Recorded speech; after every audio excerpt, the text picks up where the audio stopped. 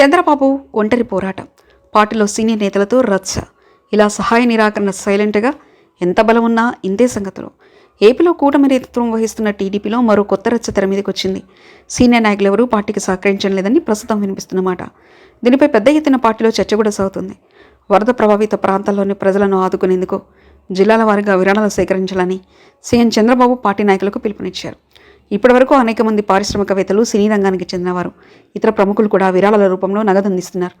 అయితే జిల్లాల స్థాయిలో నాయకులు సేకరించాల్సిన నిధులపై ఢిల్లీకి వెళ్తూ సీఎం చంద్రబాబు సమీక్షించారు. ఈ సందర్భంగా జిల్లాల నుంచి సీనియర్ నాయకులు పెద్దగా ఈ విషయంపై దృష్టి పెట్టలేదని నాయకులు తేల్చి చెప్పారు. దీంతో చంద్రబాబు కంగు తిన్నారు.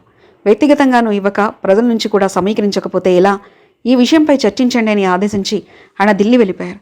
దీంతో క్షేత్రస్థాయిలో నాయకులకు సీనియర్లు ఫోన్లు చేయడం ప్రారంభించారు. దీనికి చాలామంది నాయకులు నిరాశ నిస్పృహలకు వ్యక్తం చేశారట. తమ పరిస్థితి కూడా జిల్లా స్థాయిలో అలానే ఉందని, అందుకే అడగలేకపోయామని వారు చెప్పినట్లు తెలిసింది. అనంతరం అనంతపురం, కర్నూలు, కడప, శ్రీకాకుళం, విజయనగరం, విశాఖ, నెల్లూరు జిల్లాలో చెందిన నాయకులు అత్యంత నిరాశగా సమాధానం చెప్పారు.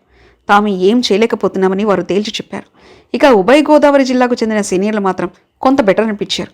అలాగే కృష్ణా, గుంటూరు జిల్లాల నాయకులు విరాళాలు బాగానే సేకరించారు. దీనికి కారణం సీఎం చంద్రబాబు పక్కనే ఉంటారు కాబట్టి మిగిలిన వారు మాత్రం మౌనంగా ఉన్నారు. పెద్ద పెద్ద నాయకులు కూడా ఎవరు ఈ బాధను తమ బాధగా భావించడం లేదని సీనియర్లు గుర్తించారు. దీనికి సంబంధించి చంద్రబాబు ఢిల్లీ నుంచి వచ్చిన తర్వాత ఆయనకు చెప్పనున్నారు.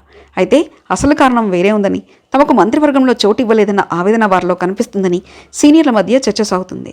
అటు అనంతపురంలో సీనియర్లను పక్కన పెట్టారు, కర్నూలులోనూ ఇదే జరిగింది. ఇలా నాయకులు మౌనంగా ఉన్న ప్రతి జిల్లాలోనూ జూనియర్లే మంత్రులుగా ఉన్నారు. ఈ కారణంగానే విరాళాల సేకరణకు వారు మొగ్గు చూపనున్నట్లు తెలుస్తుంది. మరిన్ని కథనాల కోసం సబ్స్క్రైబ్ చేసుకోండి మీ అక్షర శిల్పం.